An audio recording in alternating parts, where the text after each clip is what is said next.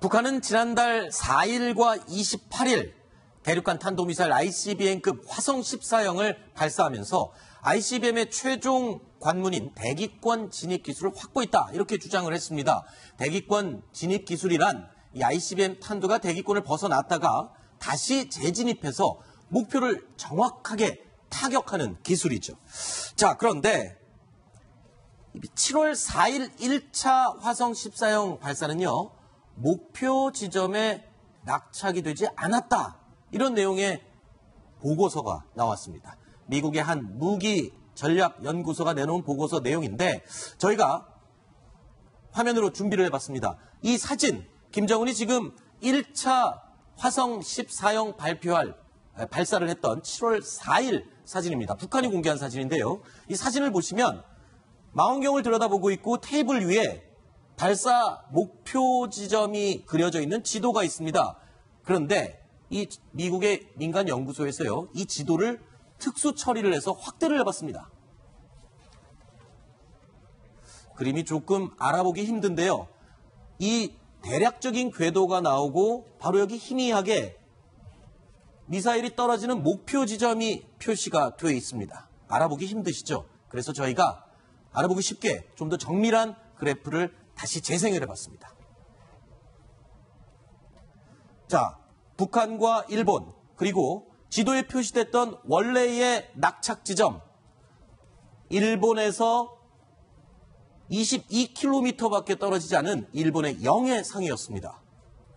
실제로 화성 14형 1차 시험 발사할 때 그럼 어디 떨어졌을까요? 육지에서 250km나 떨어진 배타적 경제 수역에 떨어졌습니다. 김정은이 보고 있던 지도에는 분명히 일본의 영해상, 육지에서 22km밖에 떨어지지 않은 곳이 목표 낙착 지점으로 그려져 있었는데 왜 실제 발사한 화성 14형은 이곳 250km나 떨어진 곳에 탄착이 지점이 형성이 됐을까요? 이 부분을 가지고 오늘 얘기를 좀 해보겠습니다. 자, 저희가 그래서 몇 가지 이유를 추측을 해봤습니다. 표 보여주시죠. 빗나간 이유.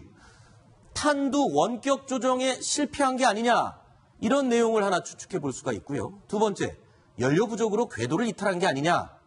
그리고 세 번째, 외교적인 마찰을 피하기 위해서 일부러 엉뚱한 곳에 떨어뜨린 곳이 아니냐.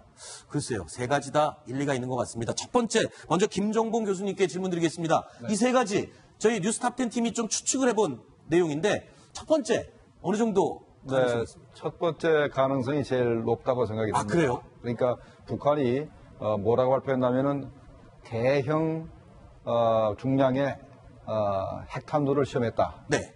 라고 이제 설명했습니다. 그러니까 자기들 입장에서는 최대 중량을 한번 실어봤습니다. 네. 근데 실어봤는데 첫 번째 시험이기 때문에 네. 정말로 자기네 그 1단 로켓하고 2단 네. 로켓이 어느 정도 그 성능을 발휘할지 계산이 좀 어긋나지 않았나 이렇게 생각이 됩니다. 그래서 첫 번째 탄두는 900km였고 2차 했을 때가 그걸 줄여가지고 450km로 줄였습니다. 그렇기 네. 때문에 2차 때가 훨씬 더 멀리 갔고 오히려 2차 때 그 목표 지점이 그 원래 그 지도상의 네. 그 좌표하고 좀 많이 닮지 않았나 이렇게 생각이 됩니다. 아, 그러니까 지금 김정봉 교수님은 원래 지도에 김정은이 들고 있던 지도에 표시된 지점이 아닌 다른 지역에 떨어진 이유가 탄두의 무게를 바꾸면서 계산 착오가 있었을 수 있다. 이렇게 얘기를 하시는 거군요. 이 보고서 내용을 보면요. 연료 부족으로 궤도가 이탈했을 가능성도 있지 않을까 추측을 하고 있는데 그 부분은 어떻게 보십니까? 마찬가지죠. 만약에 자기네가 충분히 연료를 넣었는데도 불구하고 네. 탄두 중량이 너무 무거우니까 그 계산 착오, 그게 바로 그거까지도 전부 다 계산 착오라고 볼 수 있는 겁니다. 네. 자, 그러면 첫 번째, 두 번째 가능성을 얘기해 주셨는데 그러면 신인균 대표님은 어떻게 보십니까? 첫 번째, 두 번째 가능성 동의하십니까? 저 동의하지 않습니다. 아, 그렇습니까? 네. 왜냐하면 네. 북한이 7월 4일 날 1차 발사를 하고 7월 28일 날 2차 발사, 불과 24일 만에 2차 발사를 했어요. 네. 만약에 계산대로 안 되고 실패를 했다면 네. 그거 분석하는데 몇 달이 걸릴 겁니다. 아. 그런데 불과 24일 만에 동형의 미사일을 다시 발사를 했다라고 하는 것은 네. 계산대로 되었고 그 계산대로 된 것을 다시 한번 신뢰성을 확보하기 위해서 한 것이다. 뭐 아니 그러면 왜 목표 지점에 떨어뜨리질 않고 엉뚱한 데 떨어뜨렸냐? 바로 이것 때문에 그럴까요? 그렇죠. 외교적 마찰을 피하기 위해서. 만약에 일본 영해에 떨어뜨린다면 네. 지금 배타적 경제 수역은 영해가 아니잖아요. 그렇죠. 국가를 갖다가 통칭할 때 영토, 영해, 영공 이것이 그 국가의 구성원이지 않습니까? 네네. 그 영해를 공격한다는 것은 그 나라를 공격한 거예요. 네. 그럼 당연히 일본하고 전쟁이죠. 아하. 따라서 방금 그 김정은이 보고 있던 네. 그 판은 일본 또는 미국이 보라고. 보라고 보라고. 일부러 그래서 지도를. 일부러 보여주고. 네. 그래서 우리는 이런 능력이 있다. 네. 이런 의도성을 보여주는 거라고 봅니다. 그러니까 목표 지점에 낙착을 시킬 수 있었지만 그럼에도 불구하고 지도는 노출을 하고 마찰을 피하기 위해서 일부러 배타적. 의도와 능력은 있지만 하지 않았다. 그렇군요. 하종대 위원은 어떻게 보십니까? 기본적으로 저거를 만약에 목표를 일본 영해로 잡았다? 네. 이건 난센스예요. 그래요? 일본하고 전쟁을 하자는 얘기죠. 만약에 네. 일본이든 미국이든 만약에 북한이 시험 발사한 미사일이 자기의 영공이가 영해로 왔다면은 네. 바로 요격에 들어갑니다. 그렇죠. 그럼 바로 그리고 전쟁이나 마찬가지거든요. 네. 그러니까 저거를 목표로 삼았다고 하는 그 연구원의 어떤 가정 자체가 저는 잘못됐다고 보고요. 그래요? 근데 실제 그 지도에 이렇게 표시돼 있었다니까. 그러니까 그거는 이제 이 자그마한 이 안에 있는 거를 각도를 재가지고 해봐가지고 네. 대충 계산한 거기 때문에 그렇게 네. 되는 거고 네. 실제로 1차하고 2차 보면은 거리로 계산하면은 933km하고 988km잖아요. 네. 근데 1차가 일본의 열도로부터 250km나 떨어져 있지 않습니까? 네. 어떠한 위기적인 마찰도 미리 혹시라도 몇십 킬로는 더 갈 수 있지 않습니까? 그렇죠. 그런 것까지도 계산해서 낙착 지점을 만들었다 이렇게 볼 수 있는 거죠. 실제로 지금 뭐 낙착 지점은 차이가 있었지만 그 정도 고각과 그 정도 상공까지 올라갔으면 조금만 각도를 낮추면 일본 전역 어디도 타격이 가능한 그런 미사일이긴 한 건 사실이죠. 네, 우리가 아까 봤던 그 김정은한테 보고했던 네. 지도에 대해 주목할 필요가 있는데. 탁자 위에 올려져 있던 그 그렇죠. 지도요. 김정은이가 어떤 사람입니까? 만약에 보고를 잘못하면 사람을 죽일 수도 있거든요.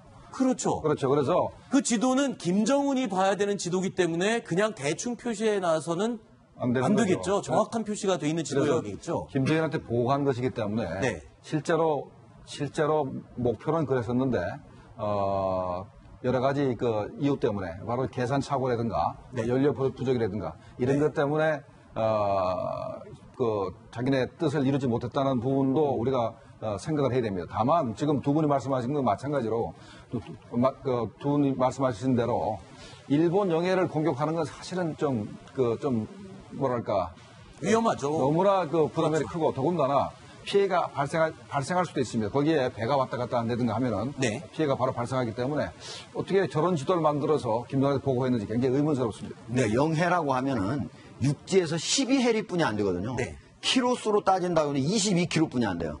그렇기 때문에 그 안까지 목표로 삼았다. 이거는 사실 시험 발사에서는 원래 있을 수 없는 일이에요. 네. 자, 신윤균 대표님. 네. 하나만 더 여쭙겠습니다. 아까 능력은 되고 쏠 수 있는 충분한 계산이 다 돼 있지만 외교적 마찰을 피하기 위해서 의도적으로 다른 쪽에 떨어뜨리는 가능성이 크다라고 말씀하셨는데 그렇죠. 그렇다면 북한이 과거에도 그런 식으로 지도는 보여주되 의도적으로 다른 데 떨어뜨려줬던 예가 있습니까? 있죠. 그래요? 2013년도에 네. 은하 3호 로켓 발사 기억하실 겁니다. 2013년도. 그렇죠. 네네. 그거 하고 나서 2013년도에 전쟁 위기가 고조됐지 않습니까? 네. 그때 공개한 사진이 있습니다. 이 사진인가요? 맞습니다. 네네네. 여기 이제 지금 그 김정은이 앉아 있고 김정은 뒤에 현영철 지금 배가 불룩 나온 사람이 네네. 지금 사라진 것으로 알고 있는 현영철 당시 네네. 총참모장입니다. 네. 그리고 그 뒤에 한번 보십시오. 네. 전략군 미 본토 본토 타격 타격 계획이라고 계획. 써있네요. 근데 여기 들여다보면 북한 쪽에서 태평양을 건너서 미 본토를 향해 무언가 항모처럼 그러니까 줄이 쫙쫙 그어있는데 이게 뭡니까? 전략군이란 것은 네. 북한의 미사일을 다루는 그 군대거든요. 그러면 이게 미사일의 미사일로 궤도겠군요. 여기서 워싱턴 DC, 아하. 덴버, 콜로라도 덴버, LA, 하와이 때릴 수 있다. 지금 그 계획을 세우고 있다라는 그런 것을 보여주는 것이죠. 의도적으로 노출한 사진이겠죠. 그렇죠. 또 그 뒤에 보면 네. 지금 잠수함 40여 척, 상륙함 몇 척 이런 그 글들이 적혀져 네, 있지 않습니까? 여기 이쪽에 있죠. 네. 저게 이 북한이 만약에 전쟁을 하게 되면 북한과 전쟁을 전담을 하게 되는 미 태평양 사령부 전력이에요, 저게. 네. 그러니까 우리는 너희들 다 알고 있다. 아하. 그리고 너희들을 이렇게 공격할 수 있는 능력이 있다라는 것을 일부러 보여주는 사진이죠. 그리고 그러면은 실제로는 그때 저런 은하사모가 사진은- 저기를 때린 건 아니죠. 네, 네. 다만 미국 보라고. 그래서 이런 공작을 하기 위해서 당 선전선동부가 있는 것이고요. 네.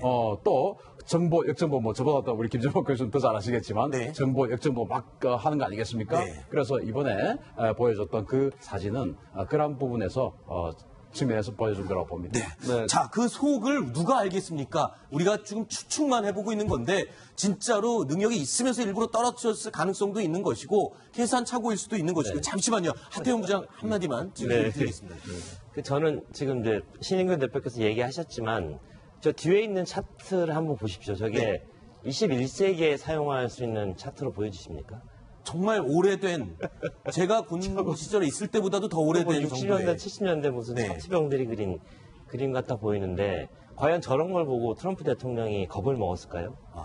저는 오히려 저런 그림을 노출한 게 네. 김정은의 치기, 당시도 그런 판단이 있었죠. 그렇군요. 김정은이 얼마나 치기 어리고 내가 할 수 있다는 걸 과시하고 싶은 네. 그런 과시욕이 많았는지 네. 오히려 그런 그림이 아니었나 하는 네. 생각이 듭니다. 저기 보면은 미국 본토 타격 계획으로 돼 있지 않습니까? 네. 2013년도 은하 3호는 이거는 자기들이 뭐라 했냐면 인공위성이라고 발사하셨기 그랬었죠. 때문에 네. 저 타격 계획 별 상관이 없습니다. 아하. 실제로 그때도 전파는 발생 안 하지만 세트만 하나 이게 궤도에 올리긴 올렸거든요. 그렇죠. 그렇기 때문에 저거는 조금 선전적인 측면에서 네. 여기다 그림을 그려놓고 네. 북한 주민들 보라고 이렇게 해놓은 것 같습니다. 네. 자, 그러면 하나만 더 묻겠습니다. 오늘 그 미국 민간 전략 보고서에 나왔던 그 내용 중에 또 하나인데 마지막에 이런 얘기를 했습니다. 지금까지 우리가 화성 14형 1차 시험 발사 얘기를 했고요. 2차 시험 발사, 즉 최근이었죠.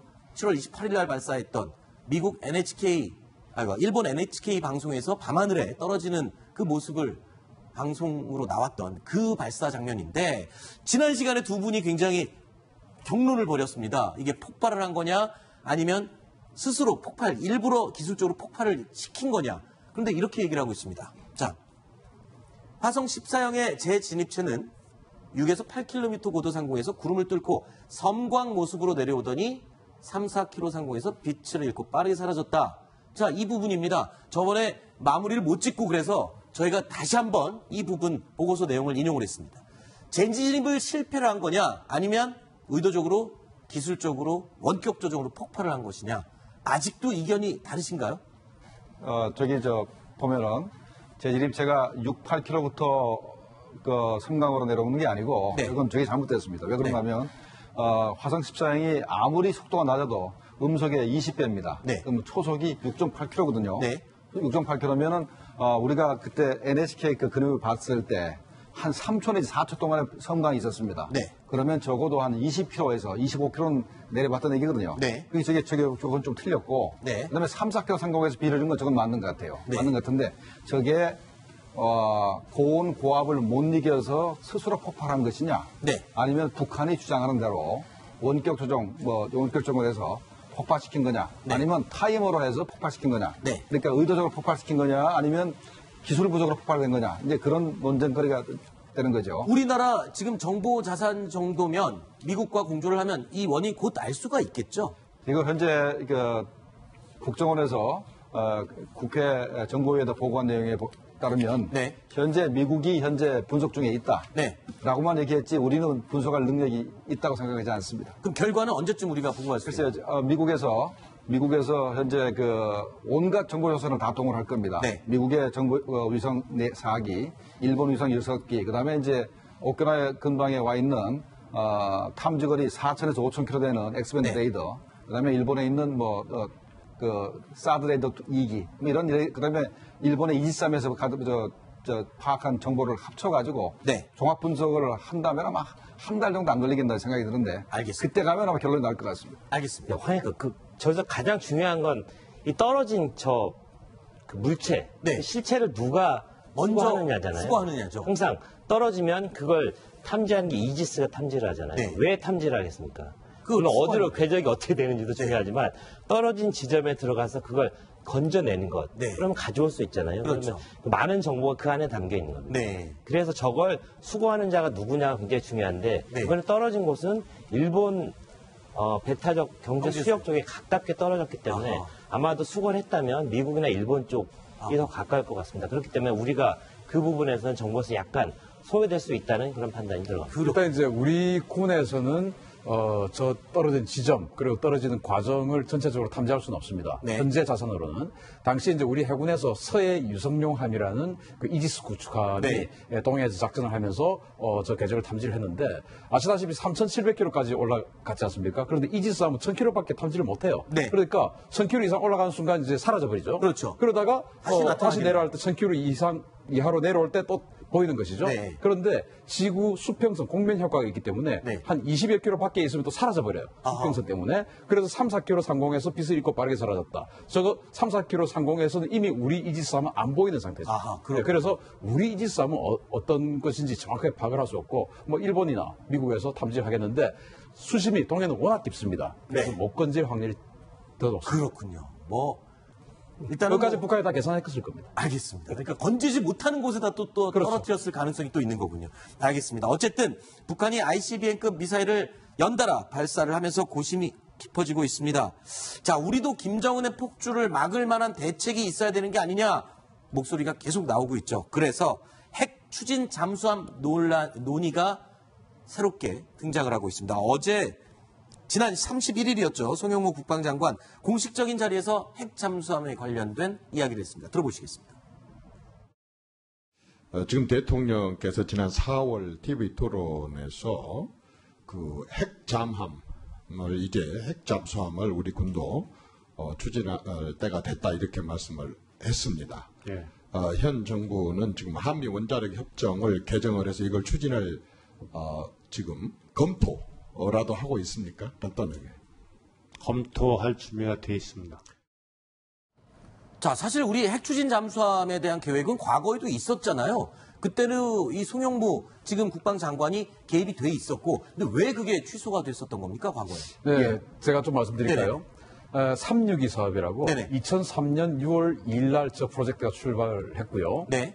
당시 국방장관이 이제 송영길 장관의 지시로 저게 시작이 되었고 지금 현재 국방부 장관인 송영무 장관이 당시에 해군본부 기획관리참모부장이었습니다. 네, 이 일을 실무적인 차원에서 그렇죠. 추진했군요. 그 직책이 뭐냐면 해군의 모든 전략 네. 그리고 정책 이것을 다 세워서 통과하는 참모부의 부서 총책임자였고 네. 당연히 이 원자력 추진 잠수함 저 362 사업단을 총괄지휘하고 항상 보고를 받고 지침을 내리는 그런 자리에 있었던 분이 지금 국방장관이 되었기 때문에 네.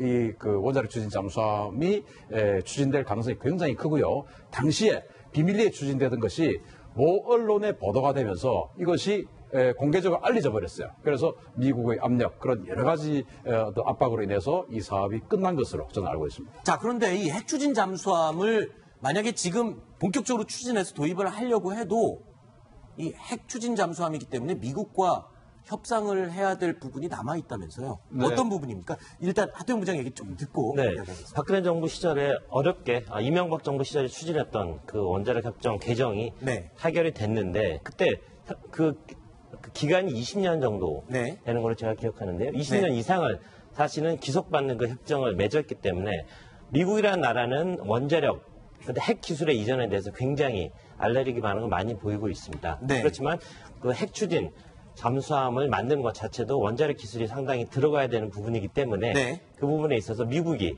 얼마나 도와줄 수 있느냐 네. 이게 하나 문제가 될 텐데요. 하나 희망적인 부분이 있습니다. 네. 지난번에 그 우리 탄도미사일 네. 그 탄도 중량 그 2톤까지 늘리기로 협상하기로 했죠. 그런 협상에 있어서 트럼프 대통령이 흔쾌히 해봐라, 네. it's okay 이렇게 얘기를 했잖아요. 네. 그 부분 지금 트럼프 대통령은 어떤 그 동맹이 군비를 지출하는 데 있어서 굉장히 너그러운 편입니다. 네. 그렇기 때문에 핵추진 잠수함 역시 우리의 기술로 우리 돈으로 추진한다면 허용할 가능성 있다고 보여집니다. 그렇군요. 네, 362 사업을 네. 2003년도에 할 때는 이게 바라쿠다라고 그래서 네. 그 불어로 농어란 뜻입니다. 농어. 농어. 농어란 뜻인데 그 원자로나 이런 기술들을 프랑스에서 가져오려고 그랬고 현재 추진하는 것은 우리가 만들려는 거거든요. 그런 차이가 있고 네. 그다음에 우리 한미 원자력 협정에 의해서 우리가 우라늄 농축을 20%까지는 할 수 있게 되어 있습니다. 네. 그러면 20%는 아쉽긴 하지만 20%짜리까지도 가지고도 네. 핵추진 잠수함을 움직일 수도 있습니다. 네. 움직일 수 있는 게 하나고 그다음에 또 하나는 우리가 미국의 허락을 받지 못해서 못한 상태에서 원자력 추진 잠수함, 네. 추진 잠수함을 가지려 그러면 일단은 원자로 부분은 네. 프랑스나 이런 데서 도입을 하고 네. 나머지 잠수함을 만드는 부분 우리가 하면은 네. 아마 문제가 별로 없이 넘어갈 수 있을 거로 생각이 됩니다. 알겠습니다. 일단 북한 김정은이 핵탄두를 장착한 SLBM, ICBM 다 실전 배치가 가능한 상황인 이 엄중한 상황에서 우리의 이 핵추진 잠수함 도입 위협이 일단 돼야 될 거 아닙니까? 어느 정도 위협이 됩니까? 북한에서 지금 ICBM과 SLBM을 실전 배치하기 직전인데 이 우리 핵추진 잠수함 정도면은 위협을 어느 정도 줄 수 있는? 일단 핵 추진이라고 하는 것은 원자로에서 그 에너지를 얻어서 잠수함을 움직이는 거 아니겠습니까? 네. 원자로는 공기가 돌리는데 공기가 필요하지 않아요. 네. 근데 지금 이제 우리 잠수함들은 디젤 엔진으로 돌려서 돌리는 거거든요. 근데 디젤 엔진, 흡기, 배기, 압축 이런 공성이 필요하잖아요. 흡기를 하려면 공기를 빨아당겨야 되는데 물속에서 공기를 빨아당길 수가 없죠. 그러면 물속에서 못 움직일 거 아니겠습니까? 네. 즉 디젤 잠수함은 디젤 엔진으로 움직이는 게 아니고 디젤 엔진으로 충전된 배터리로 움직이는 겁니다. 네. 그래서 그 배터리가 네. 우리가 가지고 있는 2099 잠수함 해봐야 네. 한 3일 정도밖에 작동이 안 되고 지금 우리가 가지고 있는 최신의 잠수함인 1800톤 손은일 잠수함 해봐야 네. 2주밖에 작동이 안 되고 네. 그리고 앞으로 2020년대에 들어올 3000톤급 잠수함 해봐야 3주를 목표로 하고 있습니다. 네. 그런데 우리가 지금 목표로 하는 것이 북한의 SLBM 때문 아니겠습니까? 그렇죠. 그럼 SLBM 마양도 기지에 있어요. 네. 예를 들어서. 그러면은 마양도 기지 앞에 매복하고 있다가 네. 신포급 잠수함 또는 새로운 북한의 3000톤급 잠수함이 나오면. 핵미사일 싣고 나와서 어느 바다에서 네. 갑자기 미사일 발사관 열고 미사일 쏘려고 하면은 우리가 맞으면 안 되니까 그렇죠. 따라다니다가 바로 그냥 그 안에서 격침시켜버리는 거 아니겠습니까? 그러려면 계속 오래 있어야 계속 되겠군요. 있어야죠. 그런데 일부 사람들이 이렇게 이야기합니다. 우리 214급 잠수함도 14일이나 움직이는데 네. 앞으로 3000톤급 21일이나 움직이는데 하면 되지. 아니에요. 왜냐하면 우리 일함대인 동해에 있는 일함대에서 네. 마양도 기지까지 네. 몸을 드러내놓고 갈 수 없지 않습니까? 그렇죠. 숨어서 가야죠. 네. 그러려면 최소 5일 이상이 걸려요. 아하. 또 돌아오는데도 5일 이상이 걸리죠. 네. 그러면 우리 214 잠수함 갔다가 그냥 아무것도 못하고 바로 와야 되는 거예요. 아무것도 안 하면 숨 쉬어야 되기 때문에 그렇죠. 다시 나와야 되니까. 또 3000톤급 잠수함 만든다 하더라도 네. 가서 한 일주일 정도 있다가 네. 나오려고 하는데 북한 잠수함 나오면 어떻게 됩니까? 아하. 따라가다가 들키죠. 그래서 원자력 추진 잠수함이 반드시 있어야 되는 거고 이게 전혀 불가능하지 않은 것이 이거 지금 이제 원자력 잠수함은 세계에서 핵 보유국만 가지고 있으니까 우리 안 되는 거 아니야? 이제 이런 생각을 하는데 브라질이 이 원자력 추진 잠수함 사업을 지금 진행을 하고 있는데 미국이 협조하고 있어요. 네. 브라질이 어떤 나라입니까? 우리처럼 과거에 핵 개발하다가 적발된 나라 아니겠습니까? 네, 네. 그래서 브라질이 선행해서 가는 거 보고 우리도 따라하면은 알겠습니다. 대단히 어려운 일은 아닐 것이다 알겠습니다. 판단합니다. 자, 일단은 이게 그러면 현실적으로 언제쯤 우리가 이 핵추진 잠수함을 도입할 수 있습니까? 우리 지금 실력으로, 능력으로. 지금 이제 그 송영무 장관의 보관은 저는 네. 이런 것으로 알고 있습니다. 지금 이제 3,000톤급 잠수함을 네. 1차, 2차, 3차에 나누어서 추진을 하고 있는데 네. 2차까지는 지금 계획과 프로젝트가 다 나와 있고 계획이 끝났어요. 네. 근데 3차는 예산과 중기 계획에 계획만 잡혀 있는데 네. 여기에 예산을 조금만 더 태우면 네. 요 3차 사업 세척을 원자력 잠수함으로 할 수 있지 않느냐. 네. 이게 이제 송영무 장관의 보관으로 알고 있습니다. 자, 그런데요. 오늘 오후에 이와 관련된 기분 좋은 소식이 하나 있었습니다. 윤영찬 이 청와대 수석의 브리핑이 있었는데 어떤 내용인지 먼저 들어보시죠. 문 대통령이 리아미자드 장관에게 잠수함 인도식을 잘 보았는지 묻자 리아미자드 장관은 무척 기쁘다. 오늘 이 배는 첫 번째 배이고 마지막 배는 인도네시아에서 준비 중인데 이는 모두 한국의 기술을 전수받았기에 가능한 일이다. 그렇기에 오늘의 이 인도식은 매우 역사적인 행사이다. 자, 우리 기술로 만든 첫 잠수함이 인도네시아에 수출이 됐다고요? 네. 그러면 그만큼 우리나라의 잠수함 만드는 기술이 대단하죠. 확보가 됐고 대단하다는 말이잖아요. 지금 이 잠수함입니다. 대우조선이 국내 최초로 수출한 1호 잠수함. 저것도 이제 좀 사연이 있어요. 원래 사연이 있습니다. 우리 네. 잠수함 기술이 없어서 네. 독일의 잠수함 기술을 받아서 이제 건조를 했는데 그게 장보고 잠수함이거든요. 네. 그 계약을 할 때 독일과 이렇게 계약을 했습니다. 우리가 기술 지원을 받는데 이거 나중에 혹시 우리가 독자적으로 만들어서 수출도 할 수 있게 좀 계약을 하자라고 네. 했더니 독일이 그래 너희들이 무슨 이 잠수함 만들어 수출하겠냐. 그래 네. 알았다 하고 사인을 해준 거예요. 네. 근데 진짜로 만들어서 우리가 수출해 버리니까 네. 독일이 이 무슨 일이야. 아하.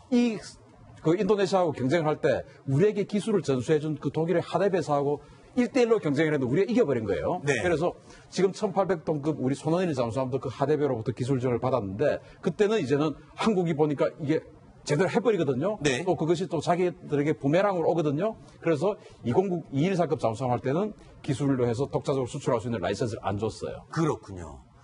자, 우리도 핵 추진 잠수함을 빨리 도입해야 된다는 목소리가 나오고 있고요. 자, 우리 기술로 만든 잠수함이 인도네시아에 또 수출이 되는 기분 좋은 소식도 있었습니다. 북한의 위협에 어떻게 대응해야 될지 우리도 하나씩 한 발씩 내딛어야 될 것 같습니다.